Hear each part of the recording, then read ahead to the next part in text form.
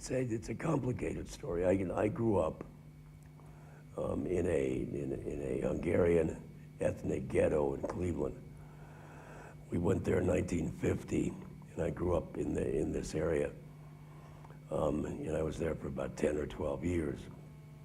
And one of the things that I noticed growing up there is that there was a terrific amount of anti-Semitism among Hungarian emigres.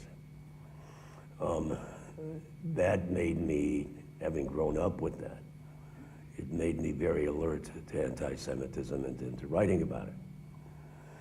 And I wrote another film called Betrayed with Deborah Winger and Tom Berenger about American anti-Semitism among neo-Nazi groups. And I'd read everything growing up about the Holocaust and the Holocaust in Hungary, and I'm not Jewish, I'm Catholic, but I've always read about the subject. It was very close to my heart, always. So there was a man named John Demjanjuk who was on trial for having been he lived in Cleveland, had lived there for many, many years, had children who grew up in America and who were more American than ethnic, and then suddenly he was put on trial for having been a brutal and murderous camp guard in the Jewish camps. And I thought, how interesting. He lived a double life in the United States, and then he had this other life that he came from that he'd hidden all this time. So it was in the back of my head, thinking that this could be a really good movie at some point. Jane Fonda and I were friends, and Jane almost did a movie I wrote called Jagged Edge. She ultimately didn't, but we had been friends and we stayed friends. And then she called me one day after Jagged Edge and said, I have a really interesting idea that I might want you to do.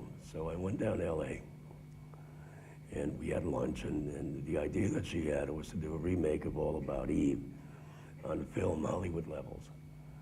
And I liked her, and I liked the conversation, and I was sorry she didn't do Jagged Edge. And without really having thought about it, I said to you, how would you feel about doing a movie about being the daughter of a man who comes from abroad, who's an American success, who suddenly is confronted with the fact that her father is an alleged war criminal? And Jane immediately, spontaneously said, I love that, let's do it, okay? So I had a 3-picture deal at the time with United Artists, and I had done one, and I went to them and I said, I'd like to do this movie with Jane, and told them, and they said, great, let's do it. I began by going to camps in Germany, went to Dachau, and I took the children who at the time were very small, but small enough to understand what had happened. And one of the reasons I took them was to say they too would learn this lesson of what had happened, and that they'd learn about anti-Semitism. And we went from Dachau to Jerusalem, to Yad Vashem, and spent time there. And I spent a couple of days looking at the Demjanjuk trial. He was on trial in Israel at the time, and did more research about the Holocaust in Hungary. Then when I came back, I went to Washington, D.C. and worked with the Justice Department, with the OSI, and who actually exposed them exposed their files to me, so that I did a really terrific amount of really exciting research. I came back and wrote the script, and Costa Gavras, who had done Z originally, and world-famous director and a very respected director, and I had done Betrayed together, had liked working together and liked the movie. So the finished script, the producer, Erwin Winkler, and I gave it to Costa, and Costa read it, and the next day he said, let's do it, I want to do it. So Jane was going to play the lead, and Costa was going to direct it. and everything seemed smooth. And then Costa decided that Jane Fonda was too old to play the part. Of course, this was a major complication because I had great respect for her, and so did the director, and they were friends. And she was desperate to do it. She loved the script. And she called me and said, well, what's the problem? I don't understand this. And I said, the problem is very simple. The director thinks that you're too old for the part, which of course is a terribly hurtful and wounding thing to say to an actress of Jane's quality. But she just so much wanted to play the part that she did something unheard of in Hollywood terms at her age, for a big star. She said, I'll do an audition, okay?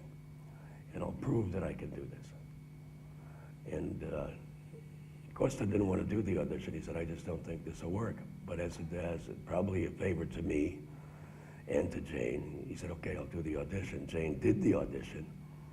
Costa looked at it and said, no, she's too old. So now this was a truly heartbreaking situation. I mean, Jane was actually paid to go away. It's a very hurtful, wounding thing to do, I think, for an actress. And we were looking for someone else. And they sent the script to Jessica Lange, and Jessica read it and said, yeah, I want to do this. So then the United Artists changed its mind and said, well, they were in bad financial shape. And they said, well, we don't know. This is a very tough subject matter. It's certainly not the kind of, the kind of story that would make, a whole lot of money. And we don't want to do it. So we went around, we took it to different places. Universal was the main target. And the guy who ran the studio, Universal, said, yeah, we want to do it, but we don't want this father to be guilty at the end. He has to be innocent, right? And I said, well, I'm not going to do an apologia for war criminals. That's not the point of this piece. And we were at a total wall when, miraculously, like God coming from the sky, Andy Vina swooped down on it and said, I will make it. And he did. And then it was only because Andy's involvement that we did do it. We got some great reviews on the movie. It won the Golden Bull Award at the Berlin Film Festival. But of course, in the United States, it didn't do well commercially. It did much better in Europe. I was in a very controversial position because I had opted to set where the father came from in Hungary. And many Hungarians took offense that I had done this. And I was even trashed in Parliament here for some time for having done this. But I felt very strongly that what happened here in Hungary, and the basis of my research at the end of the war, when the war was literally over, some Hungarians, certainly not all of the Hungarian people, but many Hungarians, who were virulent anti-Semites, and many of them connected with the Nyilas Party, took Jewish Hungarians themselves at a time when there was no ammunition left, when the war was over, when Allied broadcasts were saying, you're going to be punished for whatever horrible things you do to all of these countries. At that time, they took Jews down to the Danube, and they strangled them with their own hands or with wire and threw them into the river. As a Hungarian, and as someone who was proud of my heritage, I thought this was revolting and abominable. And I felt that as a Hungarian, because I love my background, I had a responsibility, being Hungarian, to expose this horror and to talk about an endless history of Hungarian anti-Semitism going back to the turn of the 20th century. And I had a responsibility as a Hungarian to tell the world about this. Many Hungarians felt that I betrayed Hungary and the Hungarian people. But I've never believed that I've always believed, rather, that if you have a chance of changing things in the world, and if you have a chance of changing the world so that awful things don't happen again, those are the words that are up above Dachau, the words never again, then the only way to change it is by exposure, by cleansing, as difficult and as painful as that can be.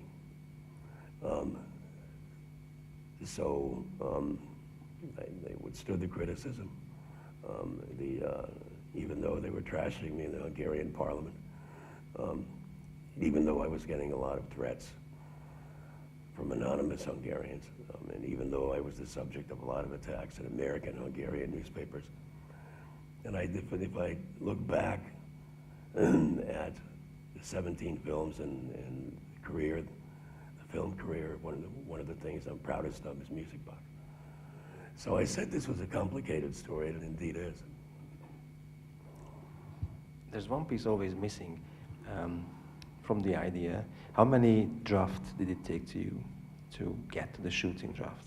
And what major changes did you have to make? Can you recall that? We had a disagreement, Costa and I had a disagreement on the ending of the movie.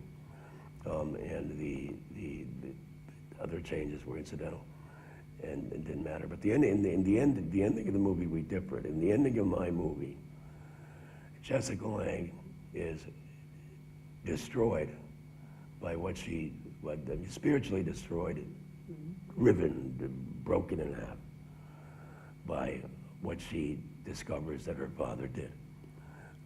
And Costa felt that to allow her to be destroyed took away from her character and from her strength, and that we ultimately survive the things that we learn, even though it may be horrible about our parents, and that we should go with an ending that had a little bit more hope for her. And upon reflection, I thought he was right, and it was a good call, and I rewrote the ending where she was destroyed. In the new ending, she breaks all of her relations with her father, and she prevents her father from seeing his grandchildren, and she goes on with her life.